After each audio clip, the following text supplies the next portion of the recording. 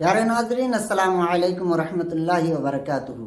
प्यारे नाजरीन, एक साइंटिस्ट ने भी इस बात को मानने के लिए तैयार हुआ कि रोज़ा रखने से कितना फ़ायदा है। रोज़ा रखने से क्या क्या फ़ायदा है ये कुरान और हदीस में मौजूद है।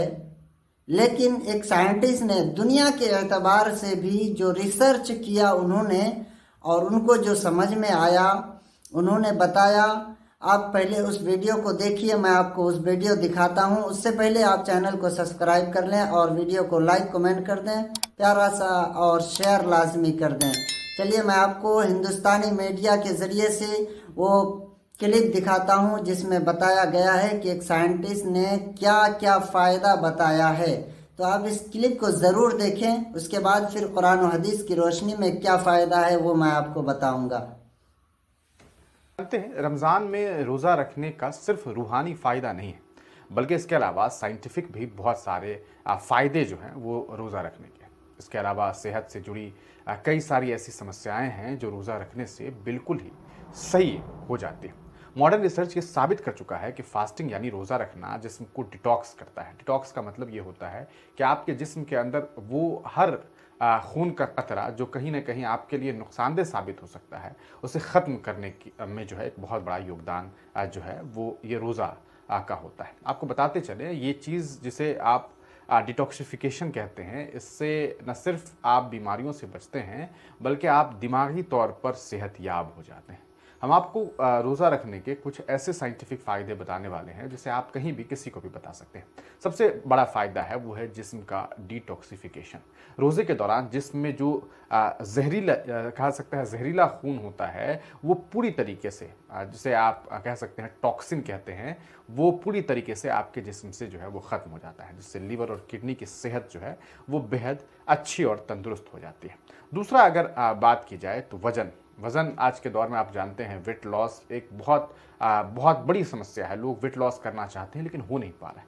उस वेट लॉस के लिए सबसे फ़ायदेमंद और सटीक जो कोई चीज़ है वो है रोज़ा रखना। आपको बता दें जो आपके जिस्म के अंदर फालतू चर्बी है वो पूरी तरीके से कम हो जाता है, मेटाबॉलिज्म तेज होता है और जिस्म जो है ज़्यादा एनर्जी जलाने लगता है। यानी कि जैसे ही मेटाबॉलिज्म तेज़ होगा, आप भूखे रहेंगे तो आपके जिस्म के अंदर जो चर्बियाँ होती है वो खुद ब खुद जलने लगती है।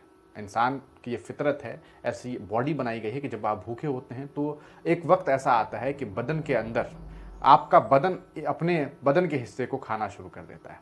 जी। और उसी को हम लोग कहते हैं कि भाई ऐसा है कि इस प्रोसेस में क्या होता है कि जो चर्बियाँ होती हैं जिस्म की, वो अपने आप जो है वो ख़त्म होना शुरू हो जाती है। तो एक बहुत बड़ा फ़ायदा जो है वो वेट लॉस के लिए भी इसका होता है। तीसरी बहुत अहम चीज़ है आज के दौर में ब्लड शुगर कंट्रोल। ये आप जानते हैं कितना बड़ा मामला है। ब्लड शुगर का जो प्रॉब्लम है वो लगभग हर हिंदुस्तानी जो है कुछ उम्र के बाद जो है वो इससे जूझना शुरू कर देता है।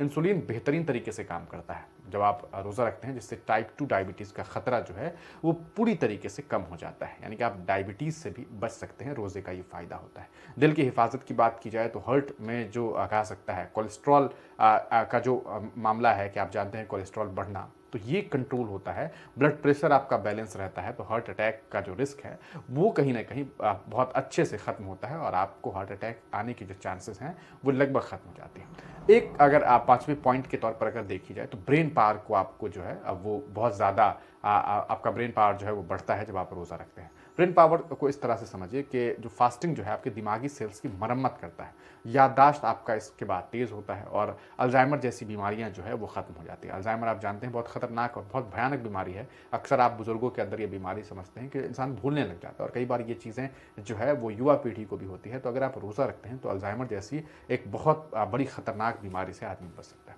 अगर और बात की जाए तो इम्यून सिस्टम जो है वो आपका बूस्ट होता है। रोज़े से जिस्म जो है वो नई वाइट ब्लड सेल्स बनाता है, जिससे बीमारी से लड़ने की ताकत जो है वो बढ़ती है। ऑब्वियसली बात है, नए तरीके से आपके अंदर जो है वो खून तैयार हो रहा है, नए ब्लड सेल्स तैयार हो रहे हैं, तो इससे क्या होता है कि कहीं ना कहीं आपको जो है इससे काफ़ी फ़ायदा होता है और आपका इम्यून सिस्टम मजबूत होता है। अब बात करेंगे कि आखिरकार रोज़ा रखने से कौन कौन सी बीमारी है जो आपके जिस्म से ख़त्म होती है। सबसे बड़ी बीमारी जिसे डायबिटीज़ शुगर की बीमारी कहते हैं। आप जानते हैं हिंदुस्तान में आजकल हालात ये हो गए हैं कि लगभग लोग जो हैं वो शुगर से त्रस्त हैं। तो रोज़ा रखने से ब्लड शुगर जो है वो आपका कंट्रोल में रहता है, इंसुलिन की ताकत बढ़ती है, जिससे डायबिटीज़ का रिस्क जो है वो बहुत हद तक कम हो जाता है। तो ये एक बहुत अच्छी कहा सकता है इसकी जो है एक बहुत अच्छा फ़ायदा है। इसके अलावा हाइपरटेंशन, आप जानते हैं कि किस तरीके से हाई ब्लड प्रेशर जो है वो लोगों को परेशान कर रहा है। लगातार हाई ब्लड प्रेशर के मामला बढ़ते जा रहे हैं। फास्टिंग के दौरान नमक और पानी का बैलेंस जो है वो सही रहता है, जिससे ब्लड प्रेशर नॉर्मल रहता है। यानी कि आप जब फास्टिंग करते हैं तो नमक और जो मीठा का जो कहा सकता है जो बैलेंस है वो आपका बनता है। तो दिल की धड़कन भी जो है वो इसकी वजह से सही तरीके से आपकी चलती है। तो ये भी एक बहुत बड़ा फ़ायदा है। इसके अलावा आपको बता दें, हार्ट की बीमारी, जो दिल की जो बीमारियां हैं वो कहीं ना कहीं ख़त्म होती है। जो आप कह सकते हैं कि बैड कोलेस्ट्रॉल जो है जो आपके जिस्म में होता है वो कम होता है, और अच्छे कोलेस्ट्रॉल जो है वो आपके जिस्म के अंदर बढ़ने लगता है, जिससे दिल की बीमारियाँ जो है वो कहीं ना कहीं ख़त्म होती है और आप बहुत बेहतर आपका जो है वो स्वास्थ्य होता है। और ऐसे में हार्ट अटैक का खतरा और जो स्ट्रोक का खतरा होता है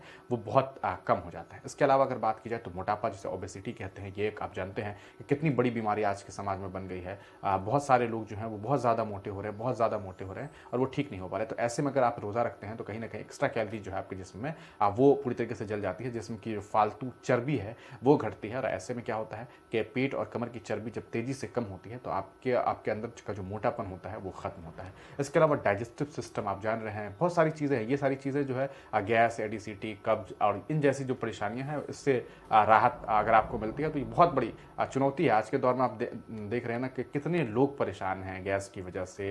ये वो चीज़ें हैं जो आम जिंदगी में लोगों के अंदर जो है वो जुड़ गई है और इससे बहुत काफ़ी परेशानी होती है।